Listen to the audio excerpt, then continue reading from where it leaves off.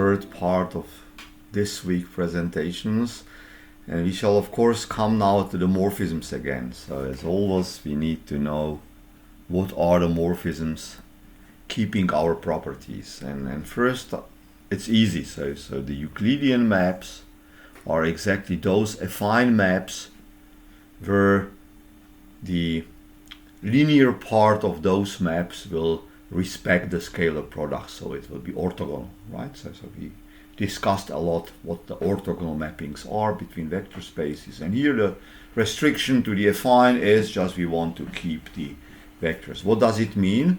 It means it will keep the distances, right? Because we know that for each couple of vectors there is a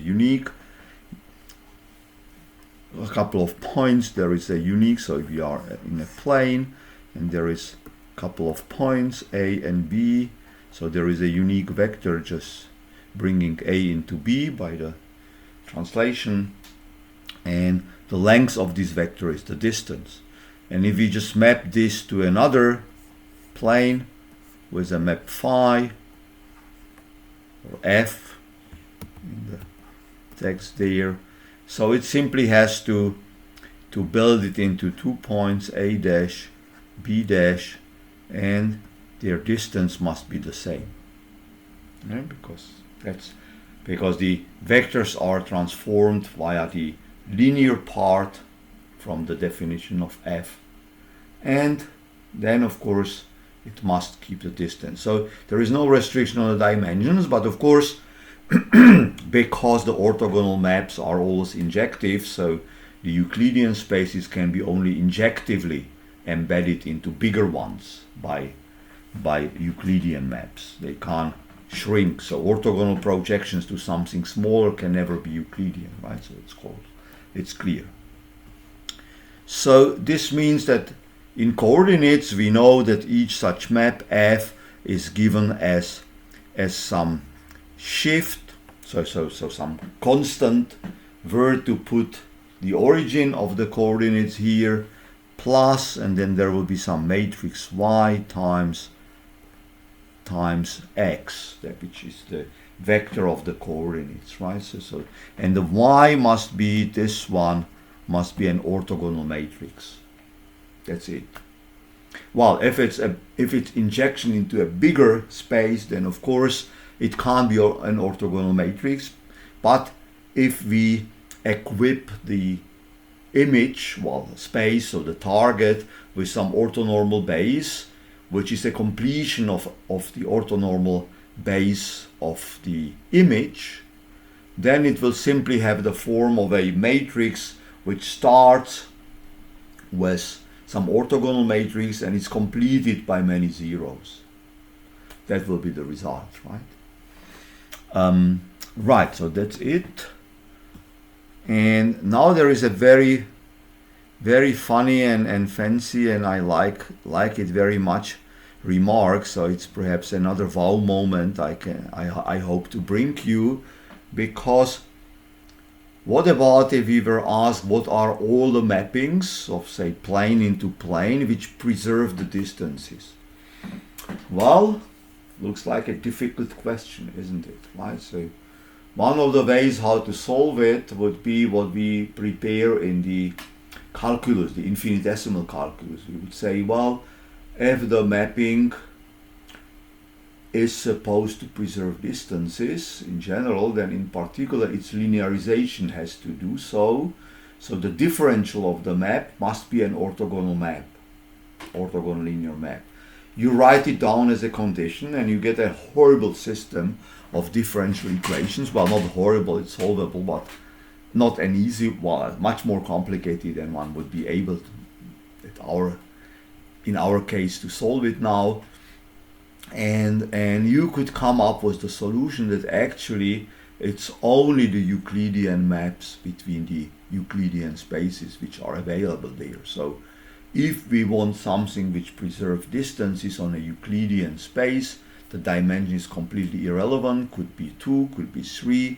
What we can imagine could be 10 millions. The same result. And the answer is it's just some shift of the origin to some other point in the target space, plus an orthogonal linear map, which makes the rest, right? And here in the remark, it's a complete proof of the same thing by the approach of what the people call synthetic geometry. So what you can imagine is, what does it mean to preserve distances? So we can say what it means to preserve to be on a segment, right? So if you have points in a Euclidean space, you will have point A and point B.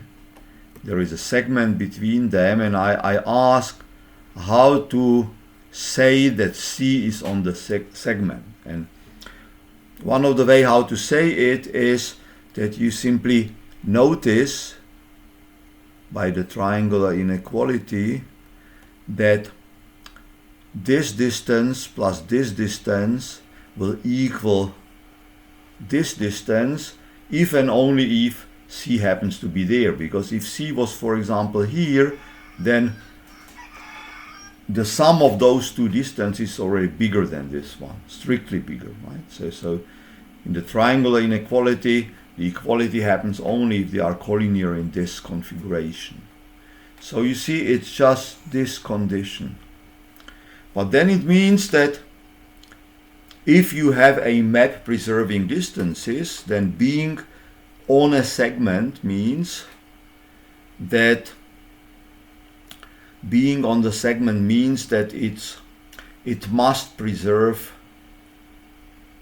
the segments, right? So it means that the map maps segments into segments. But the segments can be prolonged infinitely, so you can just make a prolongation up to infinity as long as you wish. So actually the map F maps lines to lines.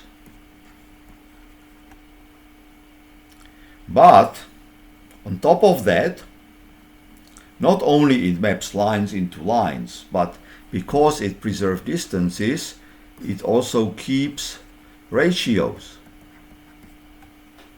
Yeah, so the ratios of the distances must be kept because the distances themselves are kept.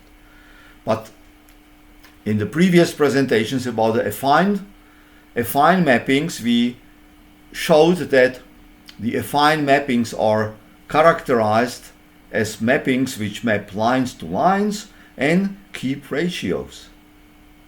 So we know that the map has to be an affine map. But then an affine map keeps the distances if and only if the linear part of the affine map is orthogonal. And we are done, right? So you see, keeping distances in any Euclidean space is nothing but being a Euclidean motion, which that's what the people also call the Euclidean maps. Right, and the time has come to try to distinguish what kind of properties are actually fixed by mappings which preserve, say, affine structure and Euclidean structure of the Euclidean point spaces, right? So this is the question of ours. So definitely, if we start with the affine one, because all the orthogonal, so all the Euclidean ones are in particular affine. So whatever is preserved by the orthogonal, by the affine version must be also true for the Euclidean ones. So which concepts are preserved? So definitely the concepts of, we know that the affine combinations are preserved by the affine maps, and the affine combinations are the tool to generate, to span subspaces. So the subspaces will be preserved. So subspaces will be always mapped to subspaces, not only lines to lines, but say planes to planes, etc. But plane will be sent either to plane or a line. Line will be sent or a point. Line will be sent either to a line or a point, etc. But also the the coincidences will be kept. So if we have something like, say a line meeting a plane in a point, then the image will be again having the same coincidence, right? So the intersection of the two things will be in the intersection of the images. Well, on top of that, the ratios are also kept. So all the similarities of triangles, if you remember from the high school or things like that, that's all affine property. So in particular, what we have to keep in mind and notice that actually all triangles are equal only up to degeneracy, right? So if you have two non-degenerate triangles in any dimension, right? So you can have as big space as you want, but two triangles, so this one, so it's something which is defined as a simplex by 3 points, is absolutely the same as any other triangle. So for example, I can take a right angle triangle.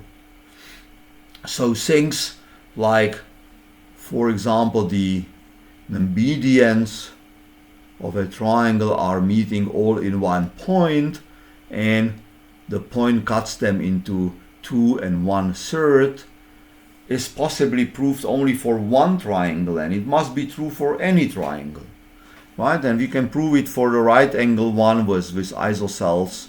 So these are the same, so it will be just here and here and here, or the one with three sides of the same length. So you take one of them, write it down in reasonable coordinates, prove the result for this one triangle, and obviously it holds true for every triangle. So that's the power we get with the mathematical approach, and knowing how the morphisms preserve the things, right? Because we can, of course, just if we wish to map this triangle into this triangle, I hate this, into this triangle, then of course you simply tell that the points will be sent to those points, and this defines your affine map uniquely. So this is nice. So what is then on top of that for the Euclidean transformations is that what's available is that they also preserve the lengths and the angles, and that's roughly it. But what will happen if we want, for example, to say understand the properties of quadrics, right? So you can perhaps remember from high school that if you write something like ax squared plus by squared equals 1, then what you get in the plane is something which is called an ellipse, right? And the a's and b's will be in some relation with the principal axis of the ellipse. And of course, if I draw the orthogonal coordinates this way, then the ellipse will not look this nice way. It will be a completely different formula. So the general formula in n dimensions of a quadric, so it's a codimension one thing which is defined in a quadratic way. Yes, so this part would be a hyperplane. So if the aij's are all 0, it will be a hyperplane. But as soon as I add the quadratic part, I can ask what will happen, and that's a beginning of the next week tasks. But let us just look what's happening here. So I can rewrite this formula as having something which will be a prototype of a quadratic form. So you see, this is exactly of the shape we know from the scalar product, right? So we take the same vector twice, and aij would be a symmetric matrix which tells something about it. And on the scalar product, with the scalar product on top of this, we requested that the matrix would be not only symmetric but positive definite. Now we don't request anything. Here is the linear part, here is the constant part, right? So that's it. But now let's have some observations. So first of all, if we take any change of affine coordinates, the shape of this guy will remain the same. So it will be again just some transformation of the quadratic part, some other transformation of the linear part, some other transformation of the constant type. And we would like to recognize the types of the quadrics, so ellipses, which includes also the round circle, because in the affine sense you can't distinguish the circle from ellipse, but definitely we can distinguish the ellipses from parabola and the parabola from hyperbola, right? And that's exactly what we are aiming at. But this will get much easier with the Euclidean approach, right? And we, in order to get there, we shall just need to do something, because there we can first fix the quadratic part nicely. You can already guess that the fact that there is a self-adjoint matrix there, a symmetric matrix, will play some crucial role. So this will fix our coordinates so that they are not this way, but they are the right way. They are just this way, right? And the origin will be here. So we can achieve this, and then we can go on and fix the rest, and we shall see it next week. So that's all for this time, and have a nice day.